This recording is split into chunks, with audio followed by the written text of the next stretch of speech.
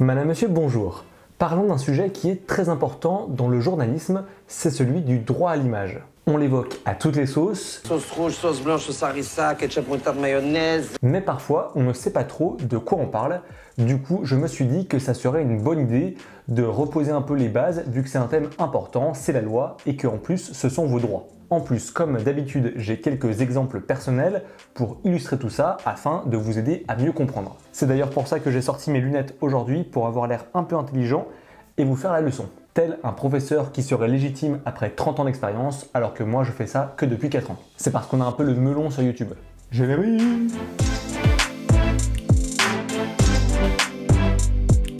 Je vous rassure, je ne vais pas vous faire toutes les nuances et toutes les subtilités du droit à l'image, mais il y a quand même quelques bases à connaître. Que ce soit pour ceux qui sont devant la caméra ou devant l'appareil photo, ou bien ceux qui sont derrière et donc qui travaillent. Déjà, forcément, normalement, il faut un accord écrit de la personne qu'on prend en photo ou qu'on va filmer. Là, j'en ai pas sous le coude, mais effectivement, pour quelques reportages, pour des chaînes de télévision, j'en fais signer, mais pas tout le temps. Parce que même si c'est la norme, il y a en fait une souplesse pour le droit à l'information et pour la liberté d'expression. Prenons mon premier exemple, j'ai fait un reportage il y a 2 ans environ sur le pollen et sur les allergies au printemps. C'est le marronnier typique des reportages qui sortent chaque année à la même période. Et là en l'occurrence, c'était sur le pollen de bouleau. Oyez, oyez! Gilles ne sait pas se tenir. Je suis speechless. Heureusement, je suis un fin connaisseur de la botanique et je sais à quoi ressemble un bouleau. Pour les citadins, ça ressemble à ça. Et je savais où il y en avait. Je me retrouve donc à aller filmer dans une rue. Je fais des gros plans de l'arbre en question et ensuite je me recule et je fais des plans plus larges de la rue pour qu'on ait un peu le contexte et qu'on situe l'arbre au milieu de la ville. Et dans cette rue, il y a des gens qui passent. Mais vu que je suis sur la voie publique et que je ne filme pas ces gens en gros plan, il n'y a aucun souci, même sans leur autorisation. Parce que vous imaginez bien que s'il faut demander l'autorisation aux dizaines de personnes qui passent dans des rues, dans des centres-villes, ça serait très compliqué pour faire juste des plans d'illustration où ces personnes ne sont pas le sujet du reportage. Ça n'a pas empêché une dame de venir m'engueuler, de venir m'expliquer qu'elle avait son droit à l'image et donc qu'elle voulait supprimer les images où elle apparaissait. C'était dit avec tellement de gentillesse, de politesse et de sympathie que j'ai bien sûr accepté. Après, je ne suis pas là pour forcer les gens à apparaître sur la télé s'ils n'ont pas envie, donc voilà, j'ai supprimé, mais il y a des manières de le dire et on aurait pu avoir un échange beaucoup plus courtois. Le principe, il est simple, le fait d'avoir une caméra, un micro, une bonnette, ça montre que vous êtes identifié sur la voie publique, on ne filme pas les gens de manière détournée, on peut venir nous voir, on est visible, et donc si quelqu'un veut s'opposer au fait qu'il apparaisse, il vient nous voir. Mais quand on fait des interviews, et notamment des micro-trottoirs dans la rue, même si on ne fait pas signer de décharge de droit à l'image, la loi nous donnera raison, parce qu'une personne qui va répondre à un journaliste face à une caméra, il comprend ce qu'il est en train de faire, et il consent tacitement à nous céder son image, vu qu'il sait qu'il va finir par apparaître au journal télévisé. Alors qu'est-ce que c'est que l'inceste ?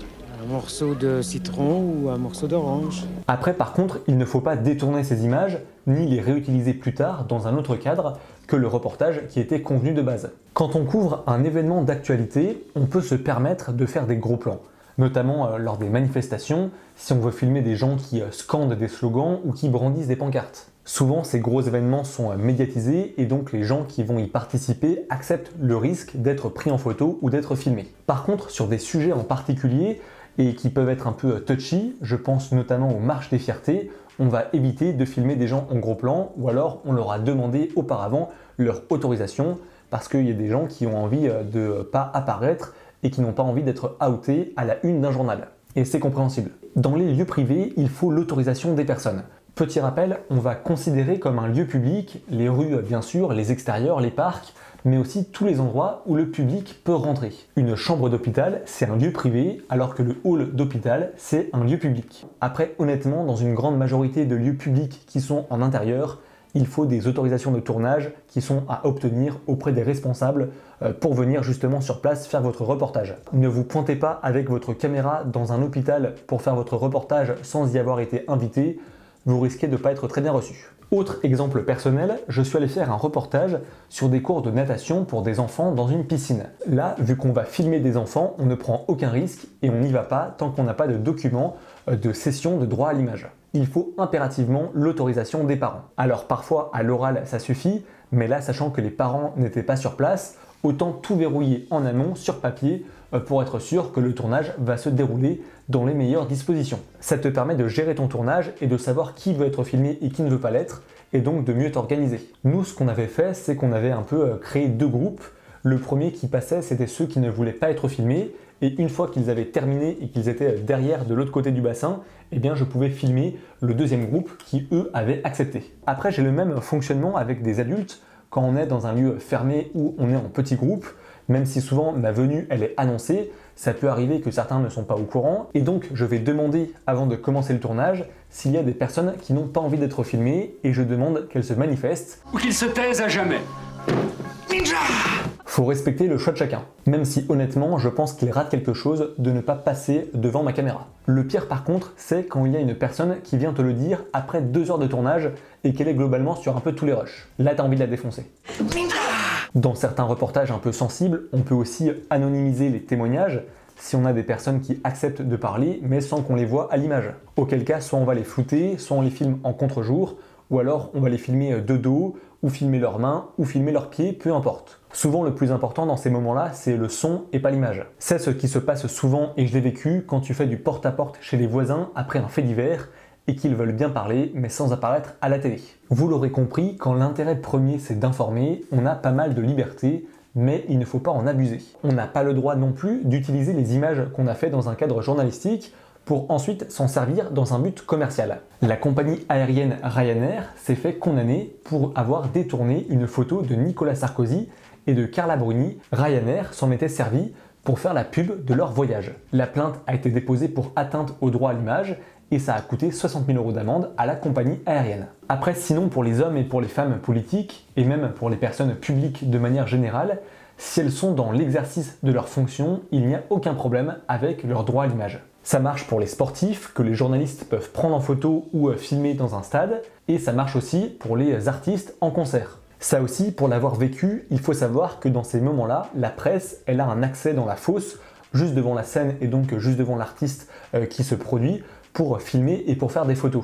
Et en fait, l'autorisation qu'on va avoir pour réussir tout ça, elle ne va durer que pour quelques chansons précisément. Souvent c'est au début, c'est pour les premières minutes du concert. Et c'est un peu pareil pour les spectacles et pour les one-man shows. Les artistes, ils veulent qu'on fasse nos images tôt pour ne pas qu'on puisse ensuite diffuser des éléments du show, du spectacle, qui arriveraient plus tard et qu'on diffuse ça par mégarde, et ce qui pourrait un peu gâcher la surprise des futurs spectateurs. J'évoque aussi rapidement la possibilité de filmer ou de photographier les forces de l'ordre. Le fameux article 24 de la loi de sécurité globale qui demandait à ce qu'on les floute a été censuré par le Conseil constitutionnel. Et avant ça, il y avait un rapport qui était sorti et qui rappelait quand même aux policiers et aux gendarmes qu'ils n'avaient pas à s'opposer à la captation de leur image lors d'opérations qu'ils mènent dans des lieux publics, sauf pour les unités spéciales qui sont protégées comme le GIGN ou le RAID. Ça c'est en théorie parce qu'en pratique, quand on est en manifestation, on ne sait pas comment peut réagir la police. Au-delà de cet aspect, une des particularités après de notre métier,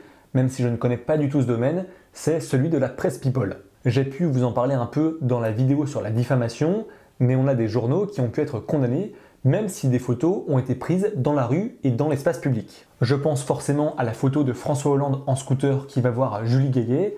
C'est l'exemple ultime que je ressors dans toutes mes vidéos. Ça a beau être un homme politique qui est dans un lieu public, là en l'occurrence déjà on ne va pas le prendre en photo dans ses fonctions officielles, et surtout la chose absolue qu'on ne doit pas toucher en tant que journaliste et qui sera toujours défendue au tribunal, c'est l'atteinte à la vie privée. C'est pas tant le droit à l'image que le fait d'entrer dans un cadre où on n'a pas le droit de prendre des photos sans y être invité. Ça permet aussi de protéger les familles et les enfants. En fait, le droit à l'information, il s'efface face au respect de la vie privée que tout un chacun a le droit d'avoir. Je pense qu'on a fait le tour, alors je ne suis pas un expert en droit, mais il y a pas mal de choses qui font appel au bon sens, comme vous avez pu le remarquer, j'espère. Pensez à vous abonner à la chaîne pour soutenir mon travail, et si vous avez des questions, n'hésitez pas à les mettre en commentaire. Si j'ai les réponses, je me ferai un plaisir de vous répondre. Je le reconnais, je n'ai pas la science infuse. Il faut savoir faire preuve parfois d'un peu de modestie. Ça ne me ressemble pas, mais je le reconnais. On se retrouve très vite, d'ici là portez-vous bien et tenez-vous informés. Ciao.